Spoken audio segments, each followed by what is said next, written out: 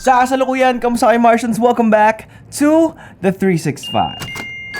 So Martians, kamusta kayo? Medyo nagka-problema ako kagabi. Hindi ko na nagawa yung outro. Hindi ko na kayo nakwentuhan kung ano nangyari. Pero so far, ang nangyari ay nag-shoot kami at natapos kami ng gabi at nakauwi kami ng late at inedit ko na agad yung vlog at hindi ko na in-outrohan kasi alam ko naman na makakarating kayo sa part ng video na to. And alam nyo na rin na I'm sending you guys nothing but blessing and abundance. And, oo nga pala, nakalimutan ko lang, magsa-shoutout tayo dun sa tropa natin, sa mga tropa natin na nag-comment from our upload 3 days ago. Yeah. So, sa usapang AI video, shoutout sa mga tropa natin, si Dominic 37, thank you Quiz for having us and supporting our study. Shoutout din kay Joshua the Crafter as an IT student. Po, for me, is impossible tayong mapalitan because AI can help you visualize kung ano magiging flow ng content and the rest ikaw pa rin ang gagawa ng work. Yes. Shoutout din kay Villasenor Films. Boss, baka next time pag may shoot ka lang kang event like wedding, mag-POV ka from start to end para may idea lang sa gala. Ang mali yan. Yan yung mga bagay na hindi mo dapat tinatanong, man.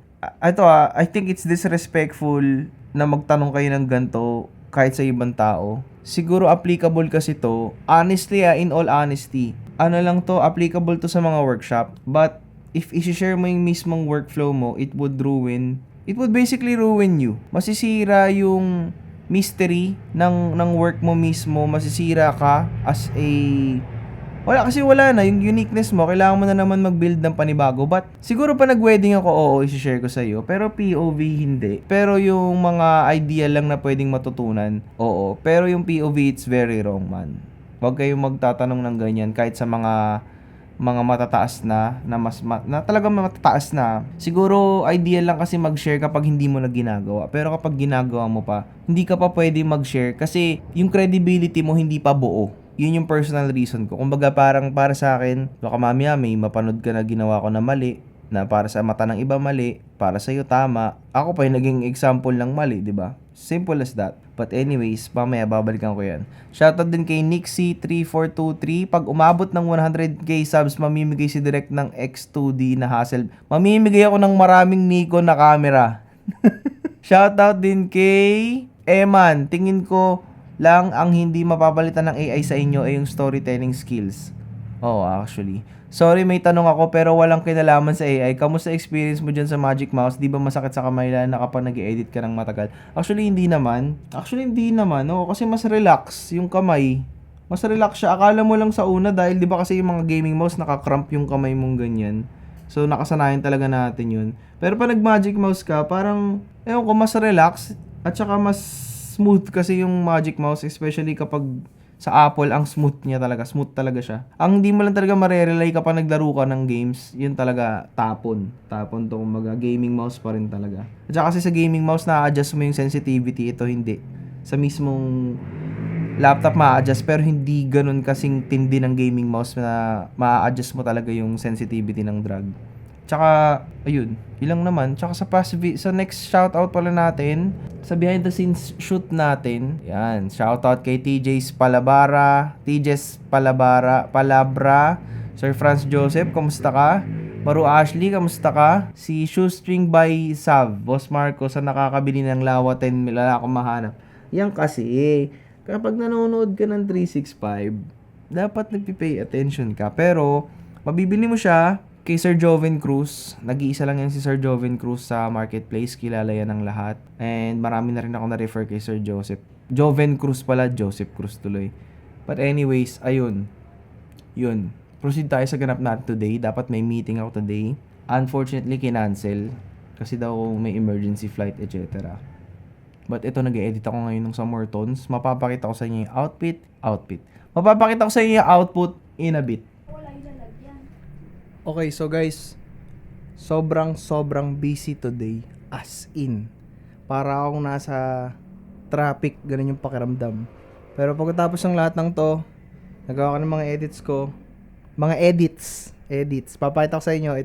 This is the Kingston XS1000, a super compact external SSD that punches well above its weight. This thing is tiny. Basically, compared to its competitor, it packs a punch up to 2 terabytes of storage. Kingston promises up to 1050 megabits of read speed, but in my benchmark, this is what it reads around. It's right in line with Kingston's specs, so moving large files coming from a photo or video shoot will actually be much more easier and faster. It's plug and play via USB-C, backward compatible with USB-A, making it great for travel and quick backups. By the way, big shout out to Kingston for sending over this 1 terabyte model. Overall, the XS1000 is a fast, reliable, and extremely portable SSD. Extremely portable. Ideal for everyday use with a solid value per gigabyte. Thanks for watching. Don't forget to subscribe if you want one. Link in the description below. Yan, napakita nyo na. Yan. Ito napakita ko sa inyo.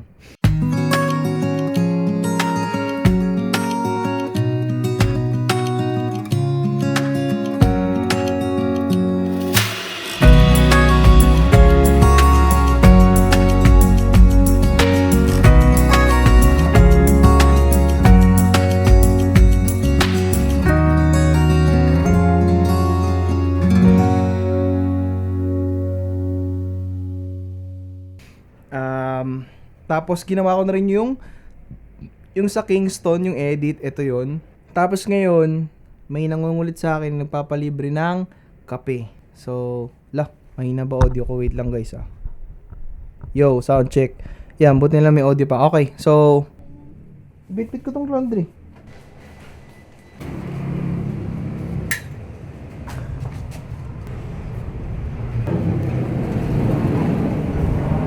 Naman si mami, dala na naman ako laundry.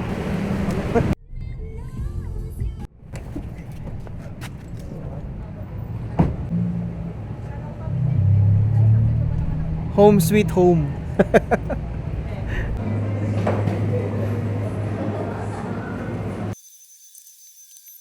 Sabi niya, ano mo ko sa Facebook? Promotion. Sheila mo.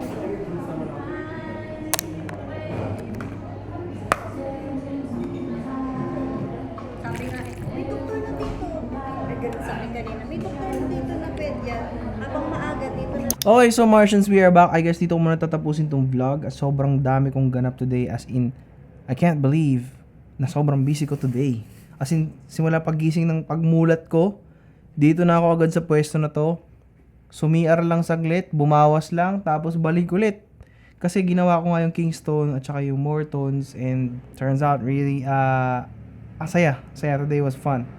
But yeah, alam niyo na kung nakarating kayo sa part ng video na to, I'm sending you guys nothing but blessing and abundance, and I'm thankful na inabangan nyo tong upload na to after an hour or so. But yeah, see you guys tomorrow. Bukas, ano bang ganap ko bukas? Tignan natin kung ang ganap bukas. Peace out. Ay, mali. Wait. Tignan natin kung ano ang ganap bukas. Peace out.